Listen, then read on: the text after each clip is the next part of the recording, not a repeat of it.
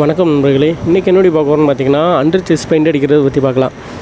நீங்கள் எந்த model auto வச்சுருந்தாலும் சரி, வருஷத்துக்கு ஒரு வாட்டி பார்த்தீங்கன்னா உங்கள் வண்டியோட அண்டர் செஸ் வந்து கண்டிப்பாக பெயிண்ட் அடிங்க. எதுக்கு சொல்கிறேன்னா, கண்டிப்பாக வந்து நம்ம மழையிலையும் வெயிலையும் எல்லாத்துலேயுமே ஓட்டுவோம்.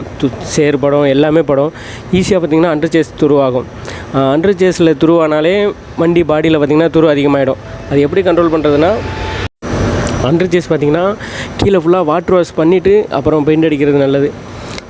சில பேர் ஆட்டோ பார்த்திங்கன்னா வருஷத்து ஒரு வாட்டி எஃப்சி காட்டுற மாதிரி இருக்கும், இல்லை 2 வருஷத்து ஒரு வாட்டி இருக்கும். 2 வருஷத்து ஒரு வாட்டி இருக்கவங்க பார்த்திங்கன்னா அதை பெயிண்ட் அடிக்காமல் 2 வருஷம் கழித்து பார்த்துக்கலாம் அப்படின்னு விட்ருவாங்க. அதுக்குள்ளே பார்த்திங்கன்னா கீழே சுத்தமாக அரிச்சிடும். அதனால் வாட்டர் வாஷ் பண்ணிவிட்டு கண்டிப்பாக அண்டர் சேஸ் பெயிண்ட் அடிங்க. எங்கள் ஏரியாவில் பார்த்திங்கன்னா 1200 1400 வாங்குறாங்க. அந்த வாட்டர் வாஷ்லேயே அவங்களே அடித்து தராங்க. வண்டியை மேலே தூக்கிட்டு அண்டர் சேஸும் எல்லாமே பெயிண்ட் அடித்து தந்துடுறாங்க. நம்ம பெயிண்ட்லாம் வாங்கி கொடுக்க வேண்டியதில்லை, அவங்களே வாங்கி பெயிண்ட் அடித்து கொடுத்துட்றாங்க. அதுமாரி பார்த்திங்கன்னா சில நண்பர்கள் பார்த்திங்கன்னா எஃப்சி காட்டும்போது சும்மா மேலே மட்டும் பெயிண்ட் டச்சப் பண்ணிட்டு அப்படியே காட்டுறாங்க. அதுவும் தப்பு.